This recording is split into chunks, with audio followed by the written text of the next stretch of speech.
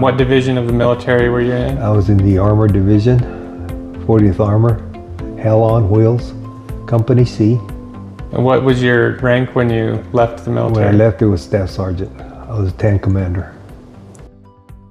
Did you choose the Army over any of the other branches for a particular reason? I had other friends that had joined, and they talked me into it, you know.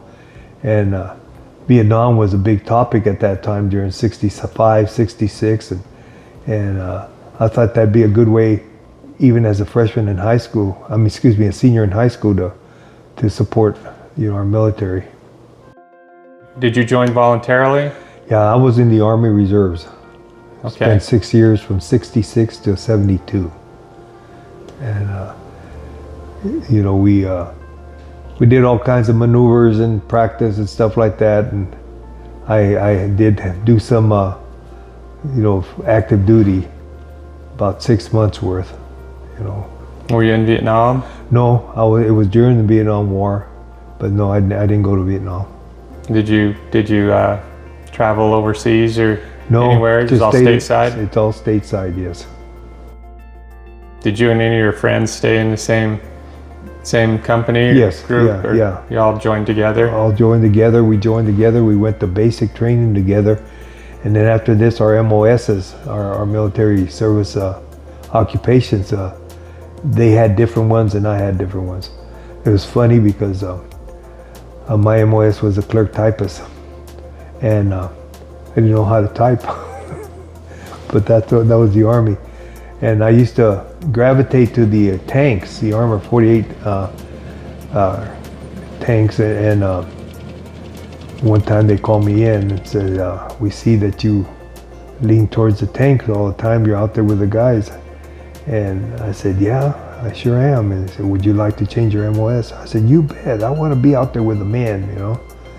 And I remember they changed it, and I ended up in the tanks, learned more about the tanks from the bottom up, changing tracks, to doing little mechanical work.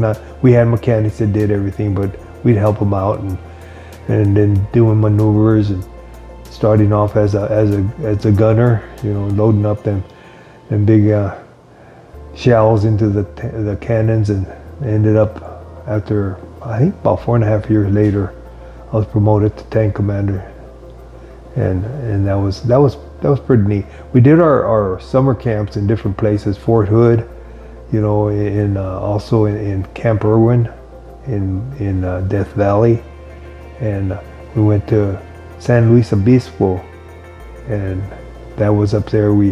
That was more of for 2 weeks we had a lot of education.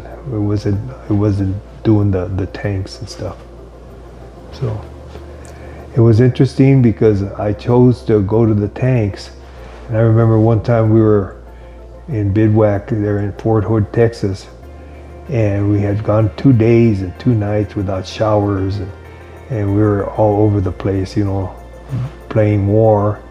And I remember coming in, we were all tired, and then bringing in the tanks, and we parked them, and then we were walking into the mess hall tents, and there were showers there, and there's other tents there.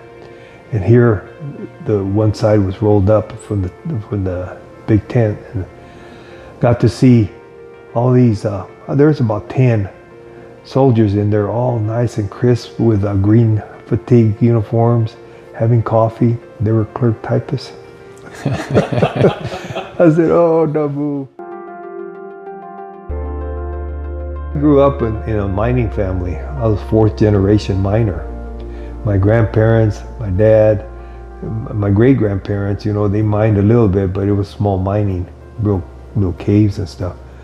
And then my dad, my brother and I, my brother was working in the mines. And that's all I was here was the mine talk.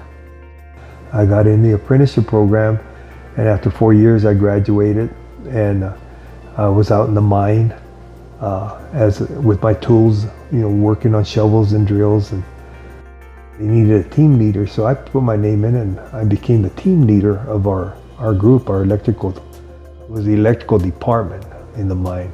And they were opening up Morenci Mill had been shut down for years, and they sent me over there to help the startup. And then from there I went into A whole circle. I went back into, I was the administrator for the apprenticeship program. I started spending money left and right. It began, I built classrooms and multimedia stuff from cameras to computers to Wi-Fi to all kinds of stuff, and we were teaching the electricians, and then they grew bigger and they called me in and said, hey, we need to make it a little bit bigger for mechanics and stuff like that. So we started getting mechanic instructors and using the same building, and then an opportunity came to retire early. So they would pay me a handful of money and make me whole, and I couldn't say no, so here I am.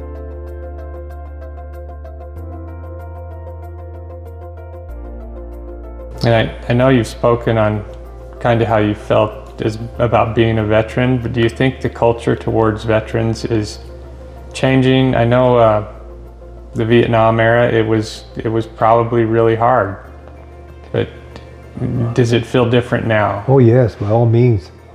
I think people are more appreciative. They acknowledge you in a respectful way, and they thank you. So I think it's totally different now compared to what it used to be. We don't think of the chemists, the doctors, the nurses, the people that mechanics that, like you said, that keep things running, railroad engineers.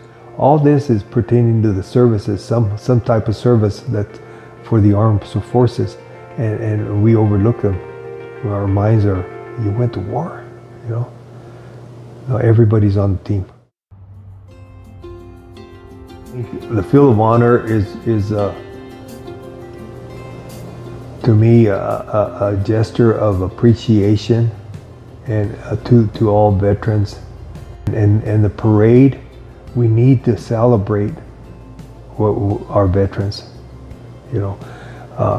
We need to make it bigger, and simply because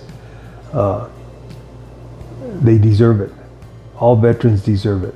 Doesn't matter, if you go to war, if you don't.